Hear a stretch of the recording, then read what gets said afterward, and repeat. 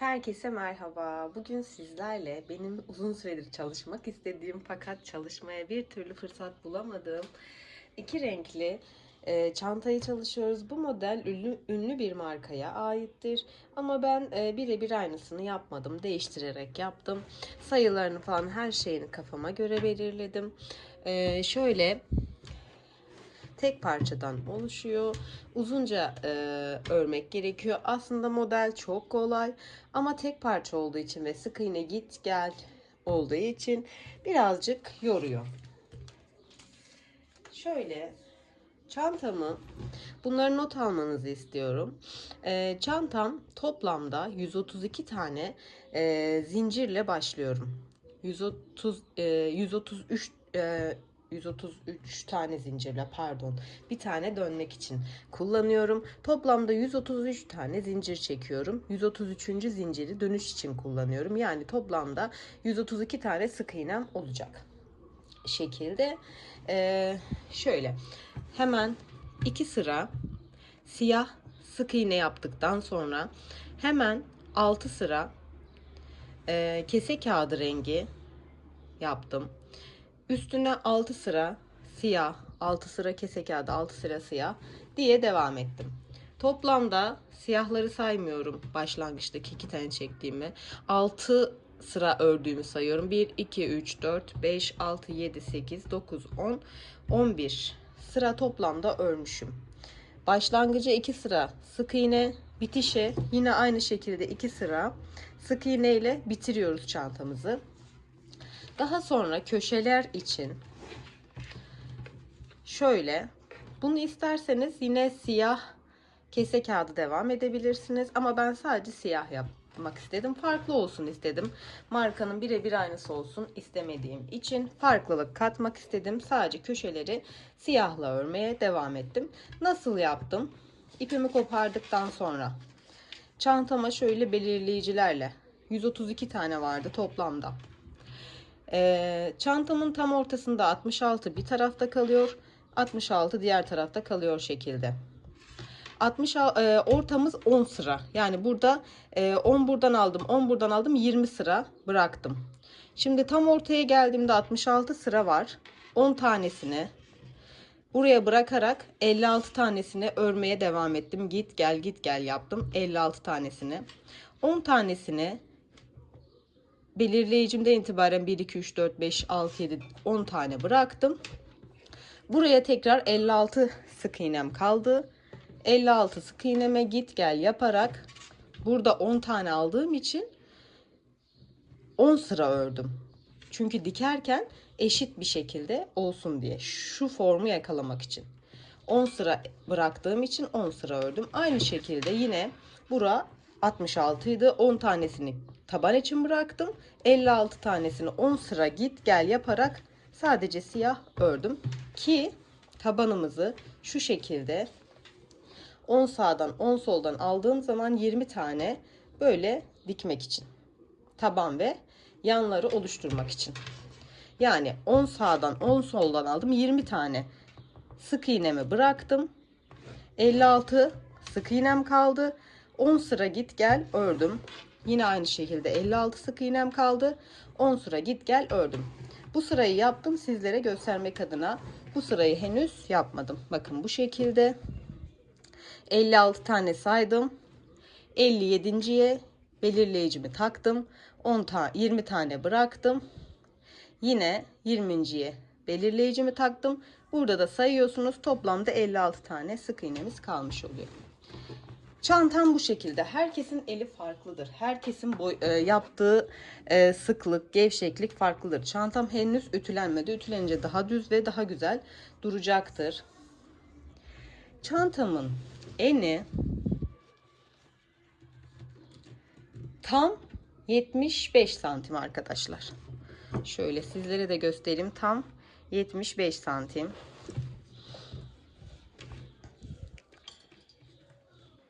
Buradan da ölçtüğümde, yani yanları yapmadan ölçtüğümde tam 38 santim arkadaşlar.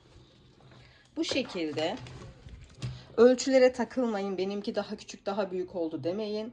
Şimdi ben bunu büyük bir çanta düşündüğüm için 132 zincirle başladım. Siz daha ufak ya da daha büyük olmasını isterseniz sayılarda oynama yapabilirsiniz. Çift olursa tabanı yaparken bölmede sıkıntı yaşamazsınız. Bunu da belirtmiş olayım.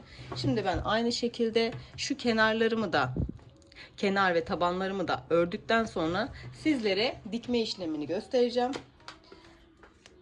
Örüp geliyorum. Şu detayı da belirteyim. Benim siyah ipim çok inceydi. Kese kağıdı rengim bir tık daha kalındı. Siyahlar göz göz olmasın diye ben tabii ikisini aynı tığla örmek gerekiyor. Ben 3 milimle ördüm. Sizler de ipinizin kalınlığına göre 3 milim, 3,5 milimle örebilirsiniz. Yani ipiniz ince ise ben 3 tavsiye ediyorum. Benim iki ipim birbirine çok denk değildi. Farklı bir ip de bulamadım. Böyle çalıştım. Yani 3 ya da 3,5 milimle çalışabilirsiniz. Evet hanımlar, şimdi ben çantamı böyle içten güzel bir şekilde ütüledim. Çantamın ters kısmını çevirdim. Şimdi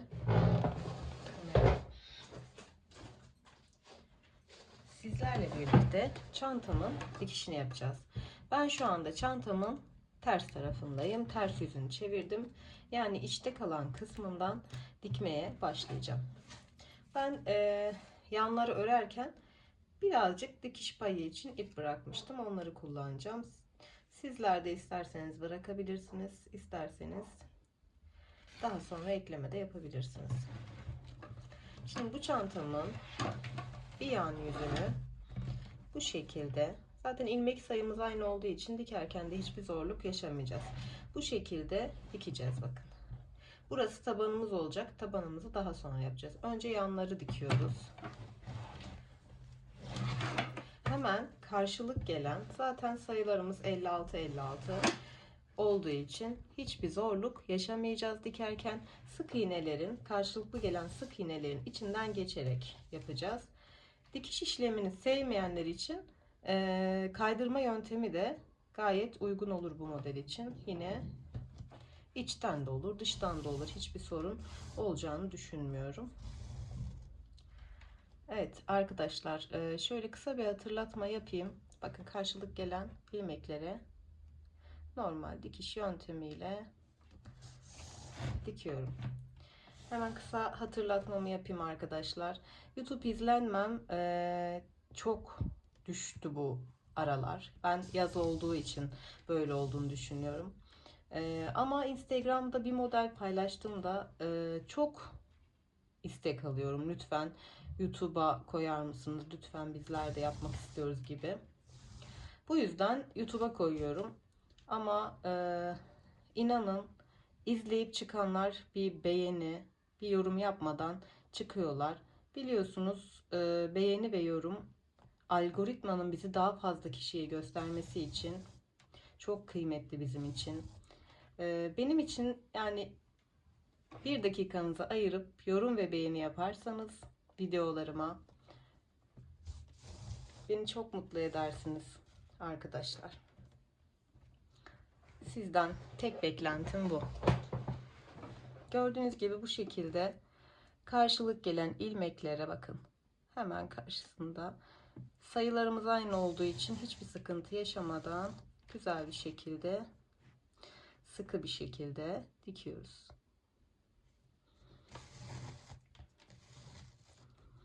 Bunu bu şekilde sıra sonuna kadar dikiyorum.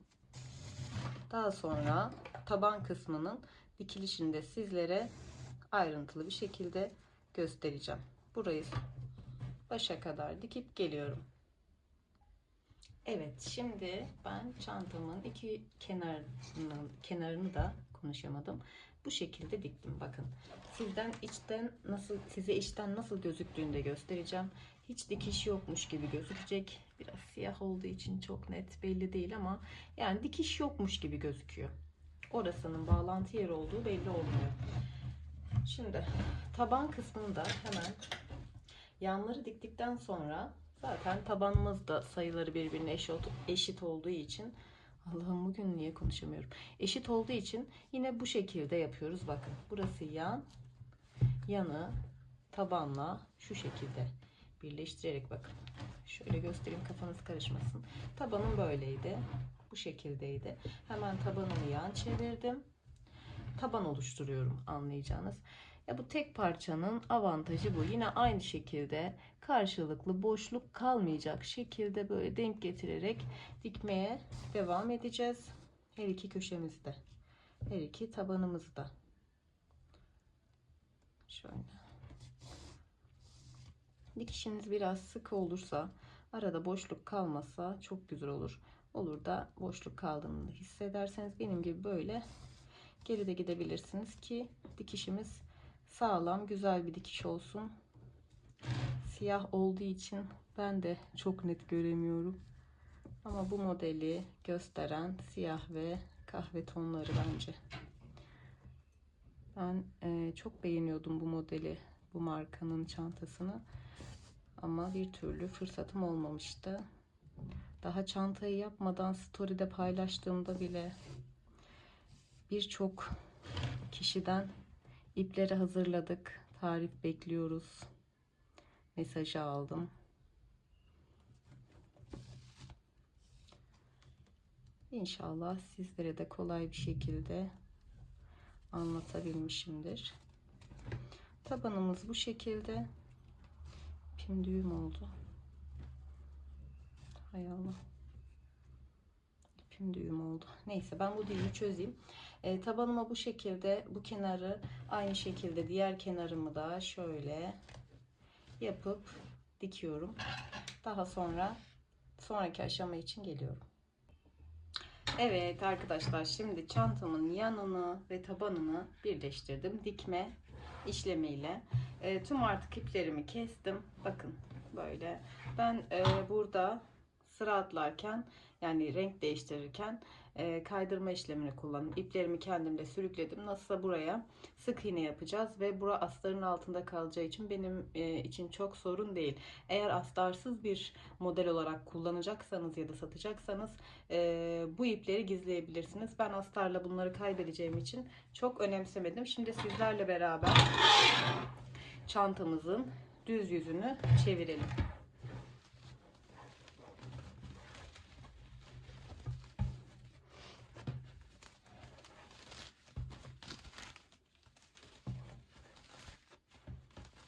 Kalıp gibi bir çanta oldu gerçekten. Tam istediğim gibi. Çevirmekte bile zorlandım. Bakın. Köşe noktamız harika oldu.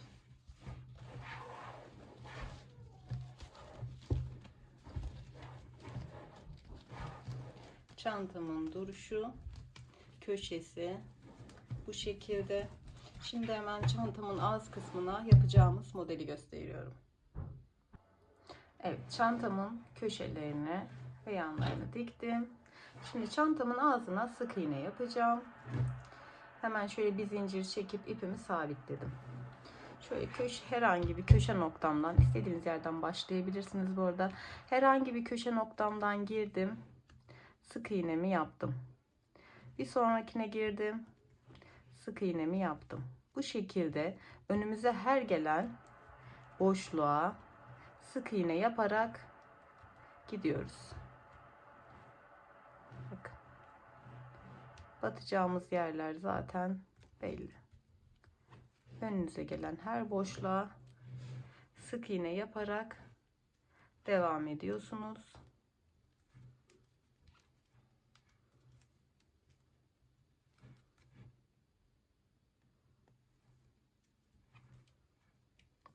Bunu da dediğim gibi isterseniz hangi rengi kullanacaksınız ikinci seçenek olarak onu da yapabilirsiniz. Ben siyahla bitirmeyi tercih ettim. Sizler istediğiniz renkle bitirebilirsiniz burayı. Şimdi açık renge gelene kadar yapmak istiyorum sizlerle birlikte ki nerelere battığım belli olsun. Aslında önümüze gelen her boşluğa batıyoruz. Şöyle atlamadan batıyorum. Bakın burada boşluğum var, batıyorum. Her boşluğa sık iğne yapıyorum. Bakın bu sıranın boşluğuna battım.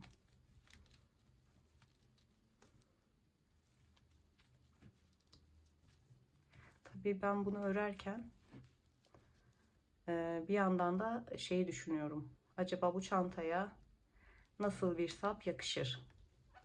Orijinalinde kendi ipimden yine istenilen renkte bir sap yapılmış. Ben acaba deri mi kullansam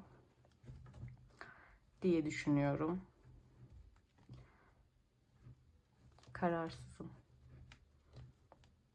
Bir deneme yaptıktan sonra o aşamayı da sizinle paylaşmak istiyorum. Böyle sıra sonuna kadar bu şekilde sık iğne yapmaya devam ediyoruz. Evet arkadaşlar, şimdi sık iğne sıramı bitirdim. Bakın çantamın sık iğneden sonraki duruşu bu. Ben bir tık daha böyle kalın olmasını istediğim için şimdi burada sık iğnemin sonuncusuna ilmek kaydırma yaptım. Bakın daha sonrasında ilmek kaydırma yaparak yine sık iğnelerimi şöyle açıdan çıkmışım. Her bir sık iğneye batıyorum, ilmeğimi kaydırıyorum. Batıyorum, ip üstüne atmadan ilmeğimi kaydırıyorum. Bakın battım, arkadan ipimi aldım, ilmeğimi kaydırdım. Sıra sonuna kadar ilmek kaydırma yaparak artık çantamızın ağzını bitireceğiz. Yine battım, ilmeğimi kaydırdım. Batıyorum, ip üstüne atmadan her bir sık iğneye tekrardan ilmek kaydırma yapıyorum.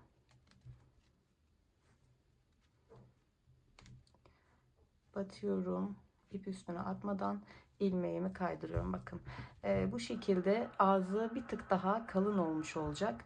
Hem benim siyah ipim istediğim kalınlıkta olmadığı için, ince olduğu için böyle ilmek kaydırarak daha tok bir bitiş sağlamış olacağım.